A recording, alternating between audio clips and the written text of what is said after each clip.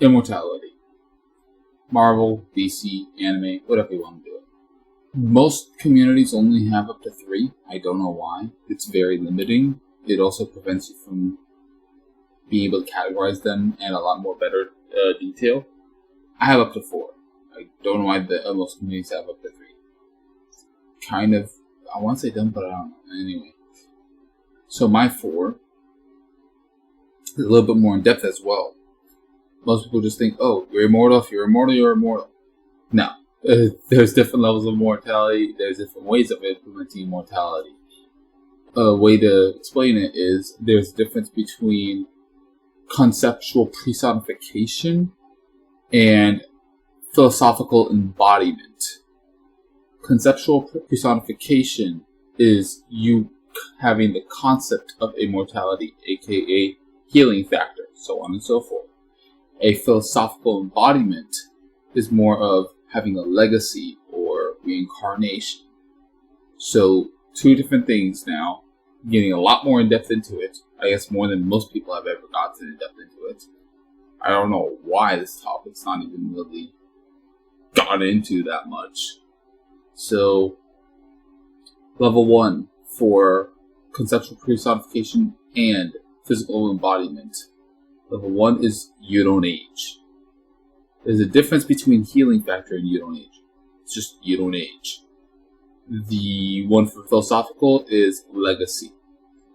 The one for level 2 on both of them, no aging and healing factor. A very, very good example of this is Wolverine. No aging and healing factor. Although in the comics technically it's a little bit more complicated than that. Yeah. Philosophically, reincarnation. Reincarnated into slime. There's a lot of other reincarnated stuff. Like, there's so many. Also, Thor. Thor would be classified as a reincarnation. Kind of. Well, I'll get into that. Type 3. Revive from annihilation. Like Arnold's Voldigoal. If you could completely have all your atoms completely annihilated, you don't exist by your atoms anymore, and then just revive yourself, you are type 3. A good example of this is Dr. Manhattan, as well as Arnold's Voldigoal. Get into a little bit more of that later on, but yeah. Philosophically, mythology. This is where I said the first time getting more into that. Because Thor is Norse mythology, he is able to die. He might not be able to be alive as how he is and everything as Thor, because there's been multiple iterations of Thor as well. And iterations of Thor is him reincarnating. There is a difference between reincarnation and multiverse. Marvel, DC, and few other animes, actually have a multiverse. So there's a difference between variations, reincarnation, and multiverse. Variations and multiverse are closer together. Reincarnated can be classified as multiverse 1.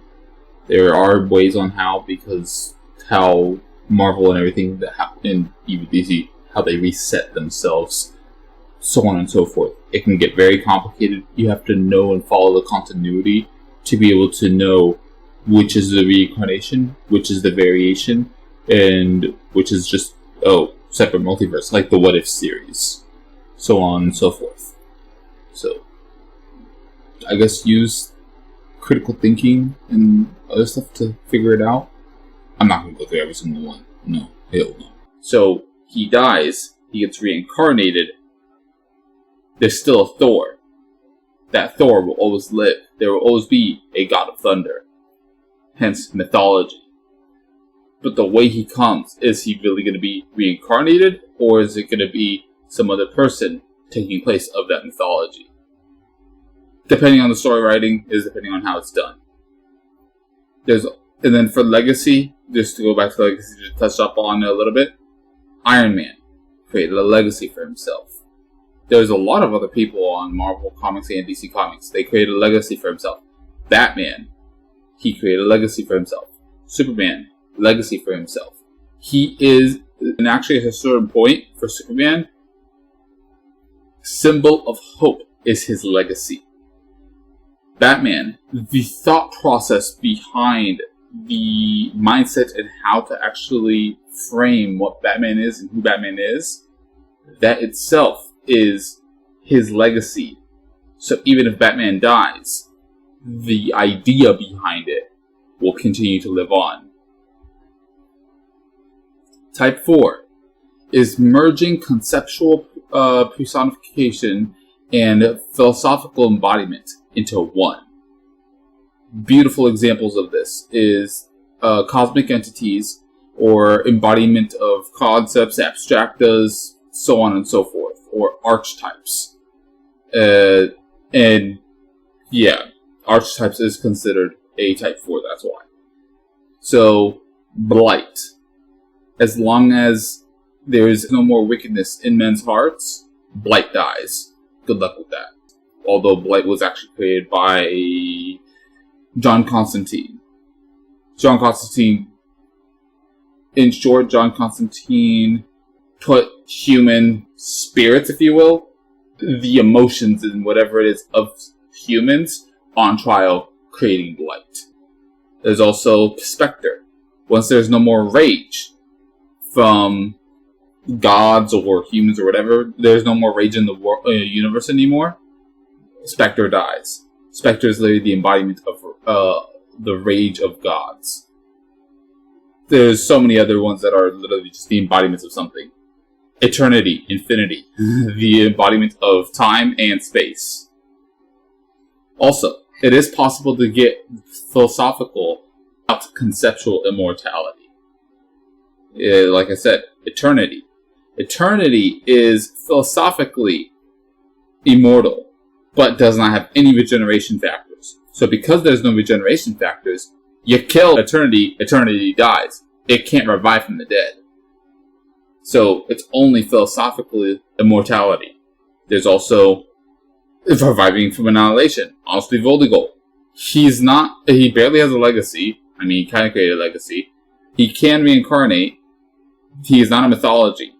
So he'd be considered type 3 conceptually, but type 2 philosophically. The reason why I keep on looking there is because I have notes. I've created notes to be able to go back and forth and everything. So I'm just going back and forth to which one so I can speed up this video along.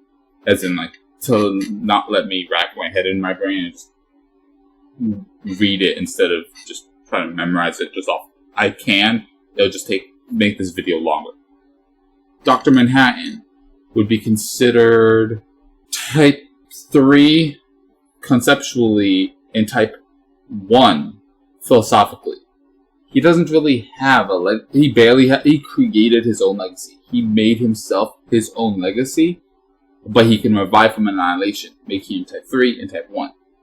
You have to be type 3 on both to become type 4. Yeah.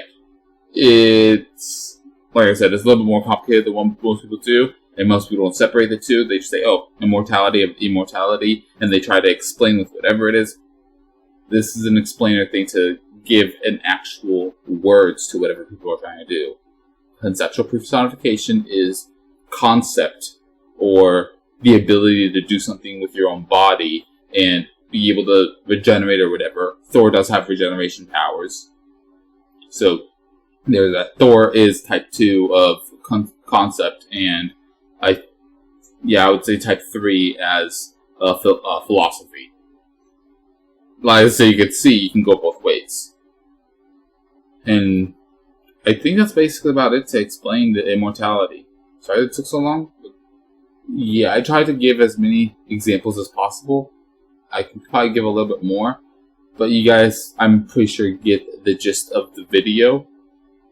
And that's it. It's an informative video to allow understanding.